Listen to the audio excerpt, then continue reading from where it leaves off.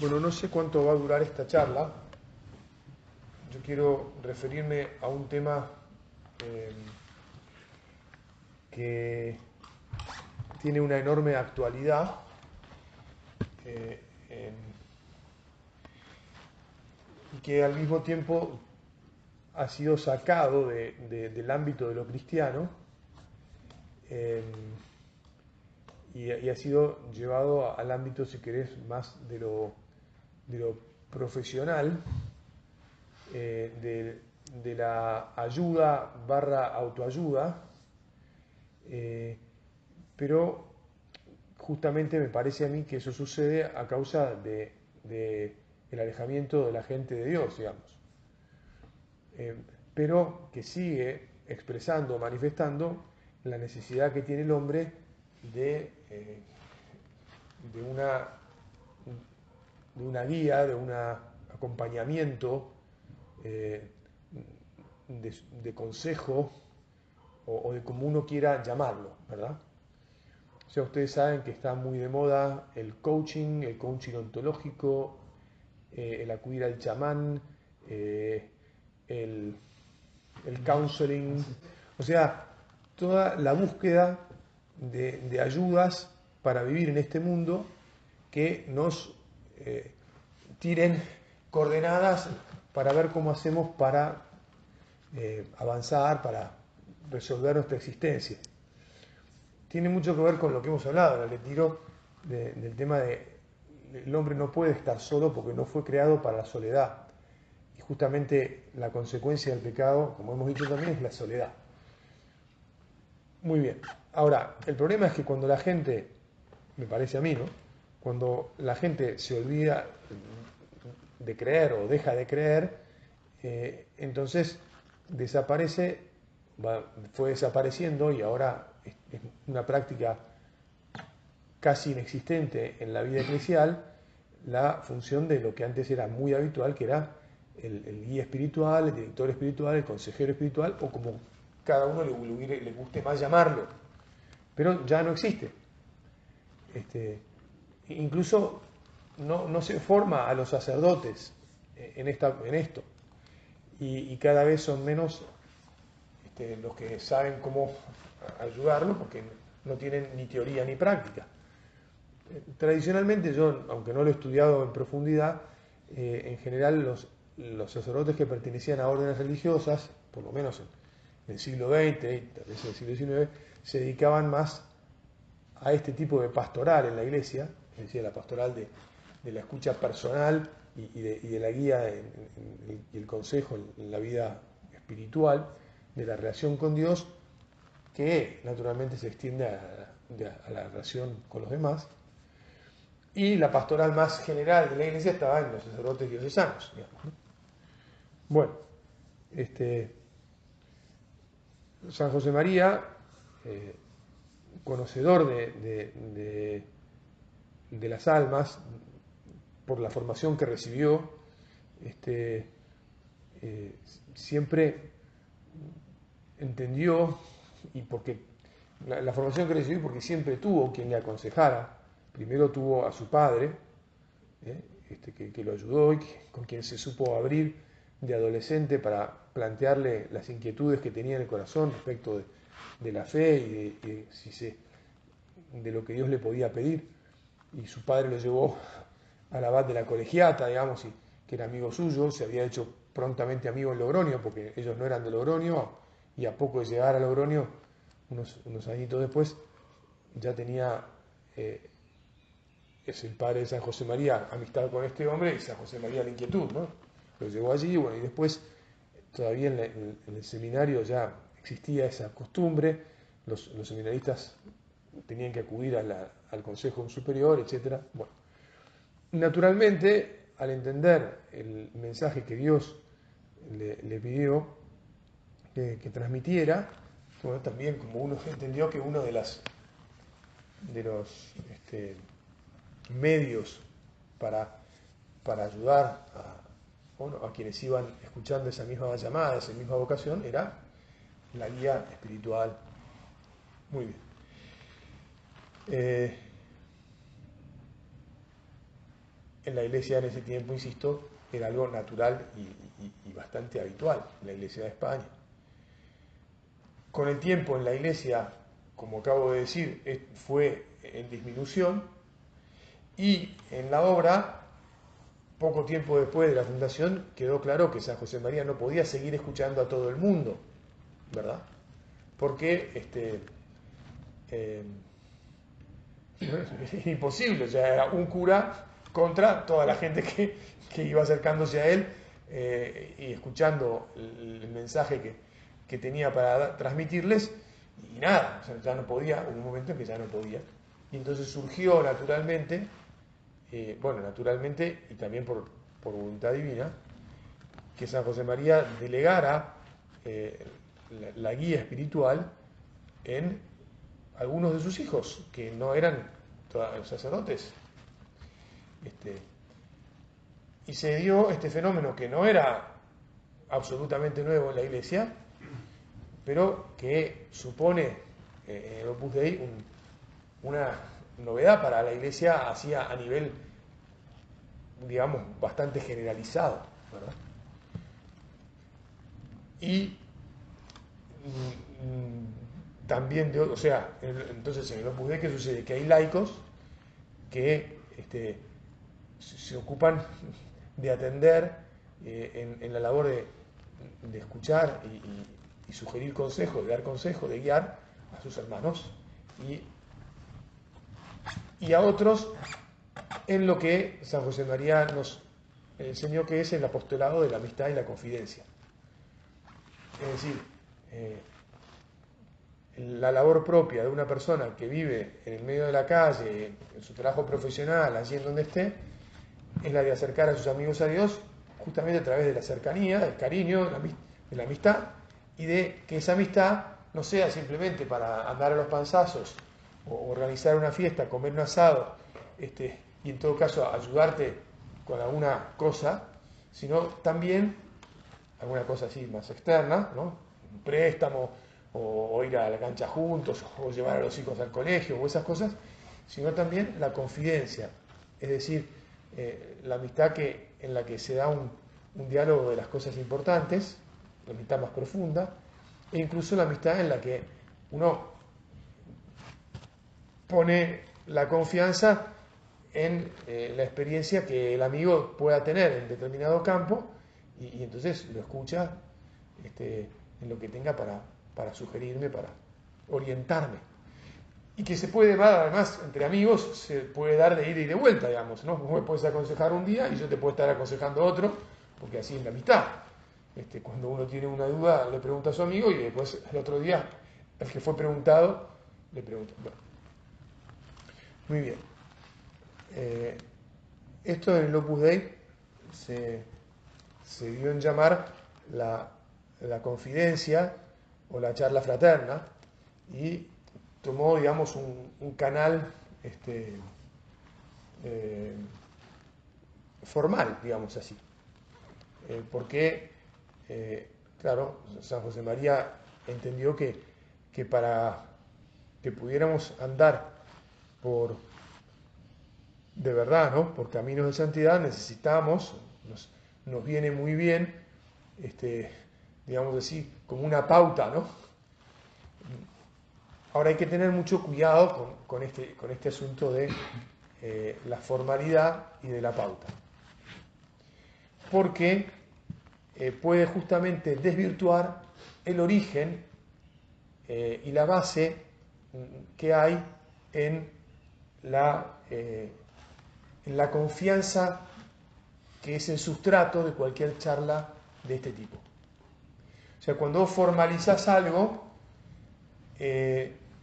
y cuando lo pautás, corres el riesgo de que lo natural en una relación de apertura de la conciencia sea más difícil. ¿Por qué? Porque si a mí me dicen, mirá, vos abrite tu corazón a fulano, y vos me decís, la gran 7, yo a fulano no lo había visto nunca en mi vida. ¿Cómo que le tengo que abrir mi corazón? Mi corazón, claro, de una manera sobrenatural, si te lo dice alguien que tiene cierta autoridad, decís, bueno, me lo dijo, le voy a confiar porque evidentemente piensa que esta persona me va a poder entender y me va a aconsejar adecuadamente. ¿Verdad? Hasta ahí todo bien. Pero ha habido una acción claramente de fe, de decir, bueno, lo hago porque me lo dijeron y confío, tengo fe, ¿verdad? Esto va a andar bien. Y gracias a Dios ha andado y sigue andando bien, ¿verdad? ¿No es verdad? ¿Por qué? Porque las personas que procuran vivir cerca de Dios, bueno, tratan de servir a los demás, tratan de hacerlo con humildad, tienen una formación y un bagaje de lucha espiritual que los lleva a, bueno, ocuparse efectivamente de rezar las cosas, de ponerlas en la presencia de Dios y de dar los consejos oportunos. Y en todo caso, si se encuentran en una situación en la que no consiguen discernir cuál es el consejo a dar, bueno, buscan, o sea, han aprendido que tienen que ir a buscar a su vez consejo en otro para ver cómo resolver ese tema. Ahora, y esto es lo que en la obra se llama la confidencia, la charla fraterna, como dijimos, y que, insisto, da sus frutos y los ha dado y los sigue dando, porque la gente se siente acompañada, sostenida, ayudada, no solo por esa labor de consejo, sino también por la labor de oración, porque quien te escucha también asume la responsabilidad de rezar por vos, de seguirte, etc.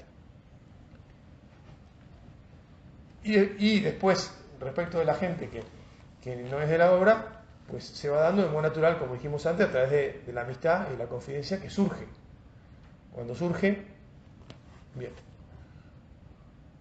Y la persona se entiende y uno le explica, y dice, sí, bueno, sí. Y en general suele, bueno, insisto, suceder con el amigo, que el que te invita, el que alguna vez se abrió con vos y te planteó un tema y vos te sentiste cómodo y entonces le abriste tu corazón y él te abrió el suyo, porque otra cosa muy importante es que en esto tiene que haber confianza y la confianza se genera con la apertura mutua. ¿eh? Bueno, decía, y vuelvo, la formalización y el poner las cosas dentro de una pauta tiene la dificultad de que se pueda meter algunos vicios y se puedan meter algunas dificultades en esa relación y en esa ayuda que uno busca. De hecho, ha sucedido también, todo hay que decirlo, y entonces, ¿cuáles pueden ser algunas de esas dificultades con las que uno se puede encontrar? Y la primera es, y la que yo más quería transmitirles, porque todo esto supone que yo les digo, miren, es bueno que ustedes busquen a alguien que los aconseje y que los anime, que los sostenga y que les diga, che, vamos, ¿no? Pero más que les diga a él, que uno vaya a decirle, che, decime por favor, animame, porque yo naturalmente voy a cansarme y voy a aflojar el tranco. Voy a distraerme y voy a cambiar de camino. Voy a enfermarme y entonces no voy a querer ya seguir moviéndome porque voy a estar mal. Entonces voy a necesitar a alguien que cuando estoy cansado me ayude a descansar por un lado y a seguir caminando por otro, que cuando esté enfermo me ayude a sanar, que cuando esté distraído me ayude a enfocarme. Lo voy a necesitar, entonces por favor te pido, te busco, te necesito. Podemos arreglar, ¿te parece una frecuencia? O sea, quiero sos mi amigo, quiero que me sostengas en en esta lucha, en este afán de ser santo, de encontrarme con Dios. Bueno, dicho esto, que es así, es muy importante que esa relación tenga siempre esté basada en una profunda confianza. Y esto es lo que yo quería ahora hablarles, la confianza. El que guía es padre, el que guía es amigo, el que guía es médico, como acabamos de decir, ¿no? Ayuda a curar. El que guía tiene una serie de condiciones. Pero la confianza está en la base de la relación, porque el que es guiado lo que hace es abrir su corazón. Y si no abre su corazón, o sea, si uno cuando va al médico no le cuenta lo que le está pasando, sino que le cuenta otra cosa, porque dice, no vaya a ser que el médico sepa realmente lo que me pasa y me juzgue mal, digamos, por ejemplo. Entonces, si me duele, San José María solía decir esto también, ¿no? O sea, si me duele la pierna y voy al médico y le digo que me duele el brazo, pues estamos todos locos, ¿no? Desorientando. Y claro, pero puede suceder que uno vaya al médico, le duele la pierna y le diga que le duele el brazo, y puede suceder, podría suceder. Si uno no tiene confianza de que el médico lo va a juzgar bien, y lo va, porque pueden ser, hay cosas que, esto es muy mecánico, ¿no? El brazo o la pierna son cuestiones traumatológicas mecánicas, ¿no? Pero cuando se trata de cuestiones más íntimas, donde uno tal vez pueda sentir cierta vergüenza frente a determinado problema, porque le da pudor, o X, entonces la relación de confianza es clave. Es decir, el corazón, las cosas que tienen el corazón, la conciencia, tienen una riqueza y por lo tanto también una complejidad mayor. ¿Me explico? Y no es lo mismo que algo mecánico y punto. Ustedes, por la edad que tienen, la mayoría se acordará de lo que era un camión Bedford. Un camión Bedford, un camión que se usó en la época de la Guerra Mundial. Una cosa dura, simple, bestial, pero capaz de transportar grandes cantidades de peso y de traccionar, ¿no?, a bajas velocidades, pero un montón de cosas, y de ser arreglada a martillazos y golpes con piezas muy toscas por un engranaje mecánicos muy básicos. Yo he visto en los años que estuve en Nigeria, entre el 2009 y el 2013, camiones Bedford que seguían funcionando y transportando troncos de casi de 1 metro de diámetro encima, y que iban a 5 o 10 kilómetros por hora, que Dios decía cómo siguen funcionando estas cosas, pero seguían funcionando, y cómo las arreglaban, y bueno, así a lo bruto, porque con mucha brutalidad, era una cuestión toda bruta. Eso es algo completamente ajeno a lo que es una conciencia. Una conciencia es más bien, no el Toyota que el otro día tenía el control de tracción y casi nos manda debajo del terraplén porque no se sabía qué estaba haciendo y Gerardo, ¿quién era el que manejaba? Gerardo no podía manejar, sino un Mercedes-Benz todavía mucho más computadorizado, donde hay lucecitas, todo tipo de controles, todo tipo de... O sea, nuestra intimidad de relación con Dios y con las personas es de una riqueza, y con nosotros mismos, es de una riqueza tan grande que no cualquiera se puede meter ahí. Vos no llevas un Mercedes último modelo al mecánico de la esquina. No se lo vas a la esquina. ¿Por qué? Bueno, porque el mecánico de la esquina, si es consciente de quién es, te va a decir, no, señor, mire, no tengo la computadora para esto. No sé, no puedo. O sea, hay un especialista muy especializado. ¿Se entiende? Que entonces, para abrir el alma, uno tiene que tener confianza. Y esa confianza es algo que bueno, se genera, se genera entre la persona que busca el consejo y la persona que lo da.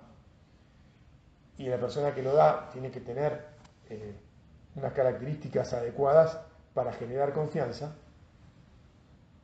que me atrevería a decir, en primer lugar, es un sacrosanto respeto por aquel a quien uno va a escuchar. Hay un libro que se llama Para llegar a puerto, que es un excelente, me parece a mí, compendio de lo que puede ser la dirección espiritual, o la guía espiritual, o el trabajo de consejo espiritual. Las primeras ediciones no tienen 3 páginas al final, que sí la tienen las ediciones subsiguientes, no me acuerdo a partir de cuál, y que dice a modo de conclusión. Entonces ahora te voy a simplemente, para llegar a puerto. Sí, Francisco Fernández Cabajal. Mismo que hizo la composición, la de hablar con Dios. Sí. Entonces, dice, al final aparecen estas 3 páginas que ahora yo voy a leer y comentar brevemente, y con esto vamos a terminar. He pedido a un buen amigo sacerdote con experiencia en la atención espiritual que me pusiera por escrito el contenido de una conversación sobre este libro. Pienso que estas líneas sirven como colofón, pues ayudan a enmarcar esta labor de orientación espiritual personal. Quien está llamado a facilitar ayuda espiritual se encuentra con un gran reto. O sea, y yo pienso que todos, insisto, todos estamos llamados a facilitar ayuda espiritual. El padre con los hijos, un padre cristiano, no solo es padre en todos los aspectos de la vida, sino también en el aspecto espiritual. Y entonces también tiene que entender al menos un poco, por lo menos un poco, de esto, ¿no? Ha de prestar un servicio particularmente delicado, ya que el único protagonismo que cabe en este negocio, entre comillas, es el de Dios y el de quien pide orientación. Cuando dije peligros de la formalización y el hacer la dirección espiritual de un modo pautado, el peligro está en que a quien le dicen, che, aunque sea una buena persona, estamos hablando, obviamente estamos hablando de gente buena, de gente que quiere servir, de gente que... Pero todo se puede, aunque sea sutilmente, se puede desviar. Y vos te dicen, che, ¿vos te animarías a empezar a escuchar a algunas personas? Sí, yo me animaría, puede decir uno. Y de repente puede decir, wow, che, a ver, yo te voy a decir una cosa, les voy a contar una cosa que me pasó a mí, personalmente. Me fui a vivir a Rosario con 20 años. Es verdad que desde los 10 conocía el Opus Dei, me había introducido el espíritu del Opus Dei, y a los 17 pedí la misión del Opus Dei, pero a los 20 años de repente me dijeron, mirá, vas a atender espiritualmente y me dieron 5 personas que eran más grandes que yo. Y yo dije, cri, así, sic, cri, ¿no? Bueno, o sea, acá mejor que rece más, mejor que tenga cuidado, porque esta gente tengo que ayudarla en su vida espiritual, en su vida de relación con Dios. No voy a contar todo, pero cuando llegué a esa ciudad, a los pocos meses llegó un sacerdote que en ese momento yo tenía 20, él tenía 36, es joven, imagínate que yo ahora tengo 56, cuando en este momento que le estoy hablando, él tenía 36, era un sabio ya en ese momento y ya estaba pelado, y sigue siendo ahora muchísimo más sabio, a mi gusto por lo menos. Y entonces yo iba naturalmente a pedirle consejo, cuando tenía dudas en esta labor que me habían dado, le preguntaba qué podría aconsejar en una situación así, etcétera, etcétera, y él me siguió formando. Yo tenía formación, pero me siguió formando, me siguió ayudando, fui aprendiendo, fui profundizando, etcétera, etcétera. Bueno, lo curioso fue que 3 años más tarde, yo era el director de ese centro, y le cambiamos las tornas. Y él empezó a abrir su alma conmigo. Y yo empecé a ayudarlo a tener que escuchar su intimidad espiritual y de sus luchas y de sus... y yo le estaba dando consejos.